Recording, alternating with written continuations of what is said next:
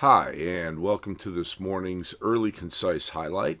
It's currently 7 a.m. on Wednesday, February 17th, 2016.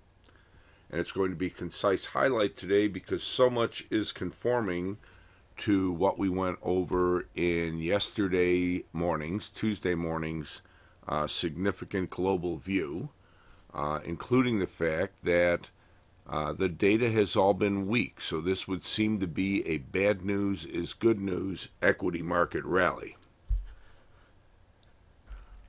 So, what has all this meant to the markets? Well, once again, even after what Janet Yellen had to say last week about the fact the Fed still is stuck with its normalcy bias, that it thinks everything's normalizing and it wants to raise rates further, the markets are not believing it with all the weak data. This reminds us a bit of the period into early October where the Fed was also saying, well, it wasn't going to raise rates right away, but they definitely wanted to, right into quite a bit of weak data. What happens is the markets stop believing that the Fed's actually going to hike. And from what we can see in the data, it's starting to look like a March hike is off the table, and that is encouraging equities. So where are we this morning on the S&P 500? We're actually up to 1905 area. That's up 16 on the day. After yesterday, we had noted there was resistance up into the low to mid 1880s.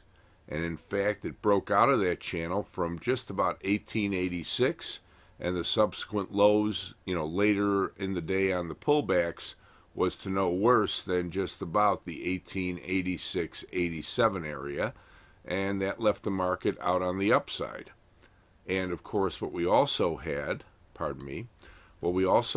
was coming in from Friday into, after the long weekend, into the Tuesday opening on the 16th, we had the hourly MACD out above the upper runaway band. So this favored the bulls. But the question was, even when this favors the bulls, do you stall against the next resistance, in which case the market can roll down and this can start to retrace back below the upper runaway band, or do you get out through resistance, in which case it feeds on itself? Well, not a huge surprise that this morning the market was feeding on itself. Now, the question is, where are the next resistances? We have said right along that above this area, we generally look for something up into the 1925 to 32 range, but there are other developments recently that would lead us to believe you might even have some fairly hefty resistance around 1917 to 20 area.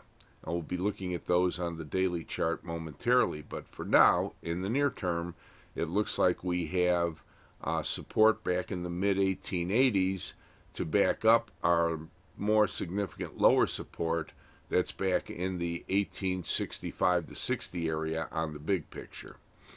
And that pretty much does it for the short-term view of the S&P 500.